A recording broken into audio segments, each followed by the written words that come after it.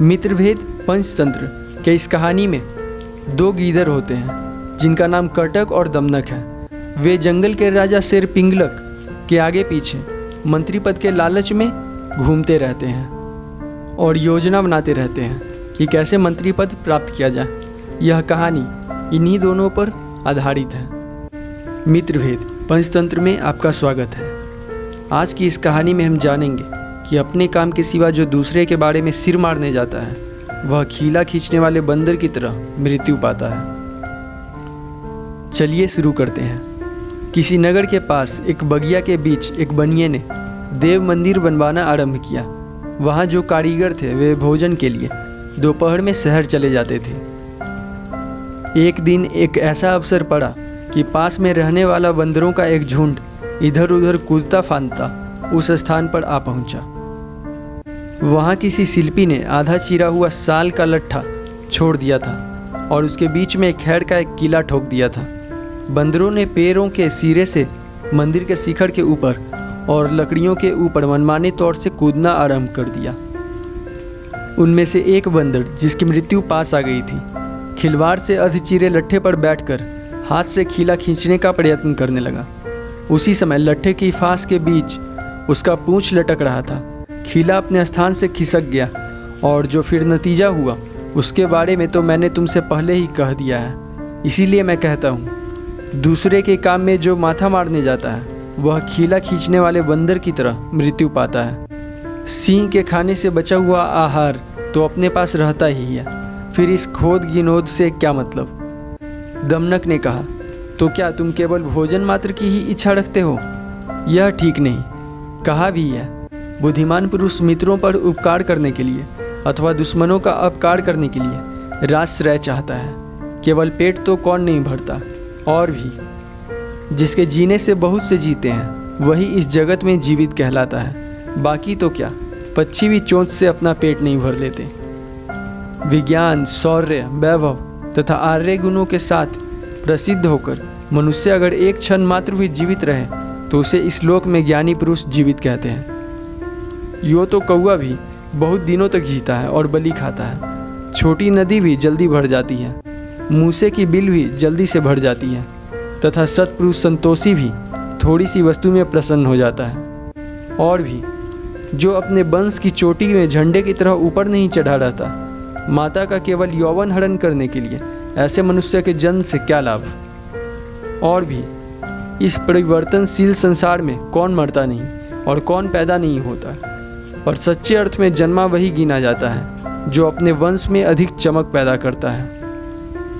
इसी प्रकार नदी के तीर उगते हुए उस तृण का जन्म सफल है जो पानी में डूबते हुए व्याकुल मनुष्य के हाथ का सहारा बनता है। और भी धीरे धीरे ऊपर जाने वाले और लोगों का दुख हटाने वाले सज्जन पुरुष संसार में कम होते हैं। पंडित लोग इसलिए माता के पैर को सबसे अधिक मानते हैं क्योंकि वह ऐसे किसी गर्भ को धारण करती है जो जन्म लेकर बड़ों का भी गुरु होता है। जिस पुरुष की शक्ति प्रकट न हुई हो ऐसा शक्तिशाली मनुष्य भी तिरस्कार पाता है। लकड़ी में छिपी हुई अग्नि को तो लांघा जाता है पर जलती हुई को कोई छू नहीं सकता। कटक ने कहा, मैं और तुम प्रधान पदवी पर तो है नहीं, तो फिर हमें इस झंझट से क्या काम। कहा भी है, मामूली ओहदे पर रहने वाला जो मूर्ख राजा के सामने बगैर पूछे बोलता है वह केवल असम्मान ही नहीं तिरस्कार का भी पात्र होता है। और भी अपनी वाणी का वहीं प्रयोग करना चाहिए जहां उसके कहने से फल मिले, जैसे कि रंग सफ़ेद कपड़े पर ही खूब पक्का बैठता है। दमनक ने कहा, ऐसा मत कह। अगर मामूली आदमी भी राजा की सेवा करे तो प्रधान बन जाता है, और प्रधान भी यदि सेवा छोड़ दे तो छोटा हो जाता है। क्योंकि कहा भी है, राजा अपने पास रहने वाले का ही मान करता है, फिर भले ही वह विद्याहीन, अकुलीन और असंस्कृत क्यों न हो। प्रायः राजा, स्त्रियां और लताएं जो पास में होती हैं उसी का सहारा लेती हैं। इसी प्रकार जो सेवक स्वामी को क्रोधित और प्रसन्न करने वाली वस्तुओं की खबर रखता है वह भटके हुए राजा को भी धीरे धीरे ऊपर चढ़ जाता है। विद्वान, महत्वाकांक्षी, शिल्पी तथा सेवा वृत्ति में चतुर, पराक्रमशील पुरुषों के लिए राजा के सिवाय कोई दूसरा आश्रय नहीं है। जो अपनी जाति के अभिमान में मस्त होकर राजा के पास नहीं जाता, उसके लिए मरने तक भिक्षा रूपी प्रायश्चित की व्यवस्था है। जो दुरात्मा ऐसा कहते हैं कि राजा मुश्किल से प्रसन्न होने वाले होते हैं, वे सरासर अपना प्रमाद, आलस्य और मूर्खता ही प्रकट करते हैं। सर्प, बाघ, हाथी और सिंह जैसे जानवरों को उपाय से वश में किया हुआ देखकर बुद्धिशाली और अप्रमादी पुरुषों के लिए राजा को वश में करना कौन सी बड़ी बात है। राजा का आश्रय पाकर ही विद्वान परम सुख प्राप्त करता है। बिना मलय के चंदन और कहीं नहीं उगता। राजा के प्रसन्न होने पर सफ़ेद छाते, सुंदर घोड़े तथा सदा मतवाले हाथी मिलते हैं। कर्टक ने कहा, तो अब तुम्हारा मन क्या करने का है? उसने कहा, अभी हमारा मालिक पिंगलक अपने परिवार के साथ भयग्रस्त है। हम उसके पास जाकर उसके भय का कारण जानकर संधि, विग्रह, यान, आसन, संशय और द्वैधी भाव में से किसी एक से उसे साध लेंगे। कर्टक ने कहा, स्वामी भयभीत है, यह तुमने कैसे जाना है? उसने कहा, इसमें जानने की क्या बात है? कहा है कि कही गई बात तो पशु भी ग्रहण करते हैं। घोड़े और हाथी हाँकने से ही चलते हैं, पर पंडित पुरुष बिना कही बात का मर्म समझ जाते हैं, क्योंकि दूसरे की चेष्टा का ज्ञान ही बुद्धि का फल है। जैसा मनु ने कहा है, आकार, इशारे, गति, चेष्टा, भाषण तथा आँख और मुख के भावों से ही अंतर मन का अभिप्राय जाना जा सकता है। तो आज इस डरे हुए पिंगलक के पास जाकर उसे अपने बुद्धि के प्रभाव से निर्भय बनाकर और उसे बस में करके अपने लिए मंत्री पद की व्योंत करूँगा। कर्टक ने कहा, तुम सेवा धर्म से अनभिज्ञ हो, फिर कैसे उसे वश में कर सकते हो?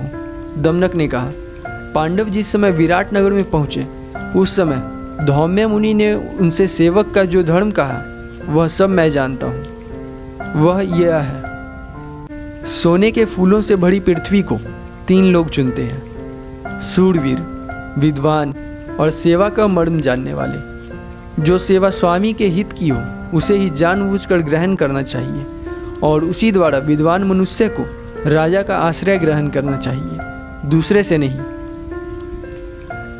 जो राजा पंडित का गुण न जानता हो उसकी सेवा पंडित को नहीं करनी चाहिए, क्योंकि जिस तरह अच्छी तरह से जोती हुई ऊसर जमीन से फल नहीं मिलता, उसी तरह राजा के पास से भी फल नहीं मिलता। धन और मंत्रियों से रहित होने पर भी अगर राजा में सेवा लेने योग्य गुण है तो उसकी सेवा करनी चाहिए, क्योंकि कालांतर में उससे जीवन का फल मिलता रहता है। ठूठे वृक्ष की तरह अगर पड़ा रहना पड़े और भूख से देह भी सुखाना पड़े तो भी पंडित अनात्म संपन्न पुरुष की वृत्ति ग्रहण करना न चाहे। कंजूस, कम और रूखे शब्द बोलने वाले स्वामी के प्रति सेवक का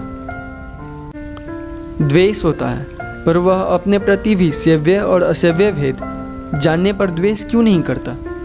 जिसके आश्रय करने पर विश्राम नहीं मिलता और जिसके सेवक भूखे होकर इधर उधर फिरते रहते हैं, ऐसे राजा का नित्य फूलने फलने वाला मदार के पेड़ की तरह भी त्याग कर देना चाहिए।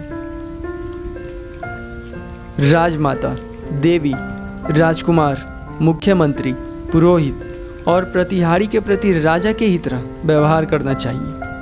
पुकारते ही जो आप बहुत जिए यह कहता हुआ उत्तर देता है और जिस कार्य में चतुराई लगती है उस कार्य को निशंक नीति से करता है, वह राजा का प्रेम पात्र होता है। अपने मालिक की कृपा से मिले धन का उपयोग जो सुपात्रों में करता है और अच्छे कपड़े पहनता है, वह राजा का प्रिय पात्र होता है।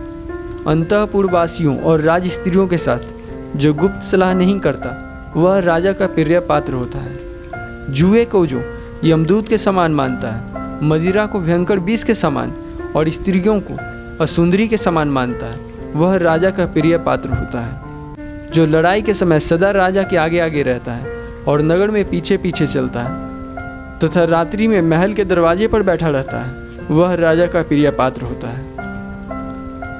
मैं हमेशा राजा की राय से सहमत हूँ। ऐसा मानकर संकटों में भी जो अपनी मर्यादा को नहीं लांघता, वह राजा का प्रिय पात्र होता है। जो मनुष्य द्वेषियों से द्वेष करता है और इष्टों का मनचाहा काम करता है, वही राजा का प्रिय पात्र होता है। मालिक के कहने का कभी भी उल्टा जवाब नहीं देता, न उसके समीप जोर से हंसता है, वह राजा का प्रिय पात्र होता है। जो भय रहित होकर युद्ध और शरण को एक सा मानता है, तथा विदेश यात्रा और नगर में रहने को भी एक सा देखता है, वह राजा का प्रिय पात्र होता है। जो राजा की स्त्रियों के साथ निंदा और विवाद में मग्न नहीं रहता, वह राजा का प्रिय पात्र होता है।